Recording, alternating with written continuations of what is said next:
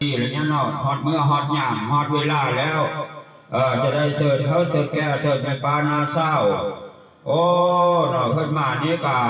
ติดเห็นไว้ไตเห็นนกเนาะเพิ่นมาคือมีมาไล่โหไล่กดไล่รอบเก่ากลางโอ้แล้วก็ให้มาเฮ็ดสิมายามเนาะที่มาคำมาโคตรลงหาล้านบ่เนาะเอาโอ้พวกพ่ค้าทางไล่เนี่ยแหละคนฮับกระโดดคนกระตาคนสิงคนคล้องฮับเงินฮับคำมาเตะบอลโอ้บอลดินดำซุ่มบอลอยู่ซุ่มกินเย็นมาจากเมืองมันคำทองได้ยินข่าวว่าครอบครัวทานอย่างเศร้านางทัววาพอโดยลงเตานี้ได้ปุ๊บเงินไม่ใส่สังกะสีเต็มหรือว่าสิมาคำมาคูณฮัลโหลคาล้านอยู่ดีมีเหตุอยู่ซุ่มกินเย็นความเจ็บบ่ให้ใดความที่ให้บ่ให้มีให้เขาเจ้าได้เป็นเจ้าเสียที่มีมั่งเจ้าผู้ห้างเงินคำบ่ให้อึดให้ยากบ่ให้คาดให้ขึ้นว่าสิมาคำมาคูณว่าสันเดโคตรฮัลโหลฮัลล้านอยู่เหี่ยวรถงอนี่กันแดดก็จะมาคำมาโคตรฮัลโหลฮัลล้านแล้วก็โอ้แล้วก็มีเครื่องประดับประดาเนาะเฮ็ดให้ฮักบูชาคากตาโคยแล้วก็พระกฐิธามเนาะกุ๊กทองฟ้าท้าทองดาวจะได้มาบ่แห่ลูกเล็กวันเอาข้องแห่ลูกทองวันเอากั้วจะได้มาบ่คืนเช็คตามเหตุทุ่มจะทำเหตุทุ่มคืนลายตามเหตุมีจะได้มาบ่คืนซีตามเหตุทุ่มจะได้มาบ่คืนผ้าน้ำกับบอกน้ำมีเชื่อมกั้วจะได้มาบ่เชียนปูป่าอาหารได้มาครบแต่ว่า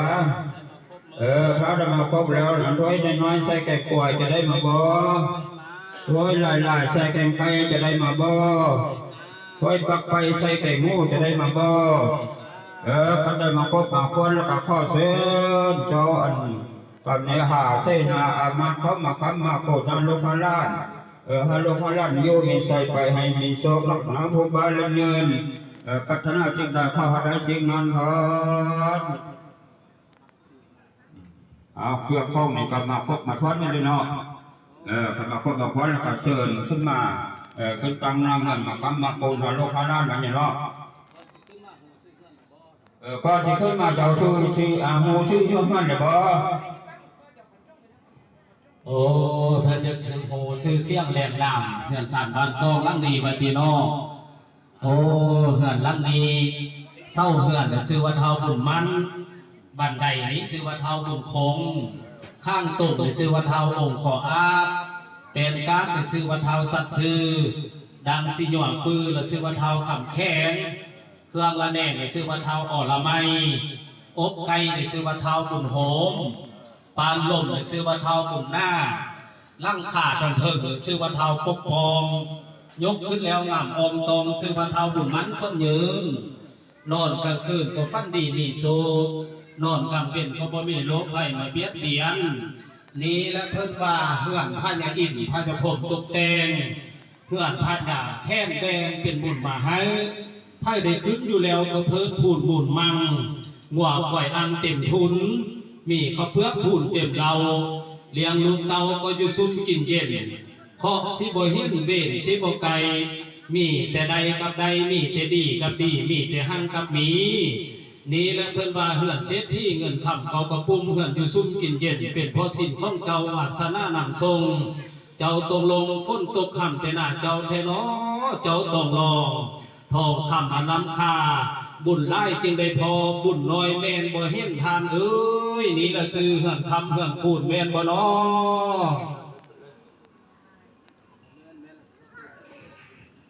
นี่ก็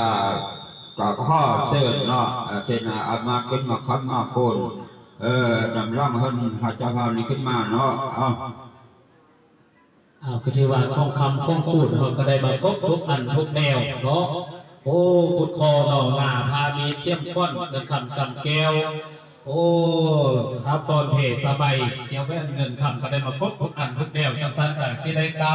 ขึ้นเงินไปเอาเยียบบาทหนึ่งให้เงินมือแลนมาหอมเยียบบาทสองให้เงินเส้นแลนมาเขาเยียบบาทสามให้สางมาเต้าแลนมาหงเยียบบาทสี่ให้ถาซาถาซี่แลนมาซอยเยียบบาทห้าขันบาดเจ็บป่วยไข้เหือนนี้ฮักบ่มี เหยียบบัดหกให้พวกเจ้าได้เป็นเศรษฐีมีเงินโกดเหยียบบัดเจ็ดให้ผลโทษพันธนาเหยียบบัดแปดให้ได้เป็นเสนาหัวหน้าหมู่เหยียบบัดเก่าเงินคำไล่เข้าเหือนสร้างนักนี้มือละแสนละล้านให้ชาวบ้านได้ซาลือพุทธเด้อสาธุเอาข้อเสริมเสนาอามาขึ้นมาเด้อมาคำมาปูดมาหักมามีคำปูดมุนขึ้นทะลุกระเตาทะลุข้าล่าง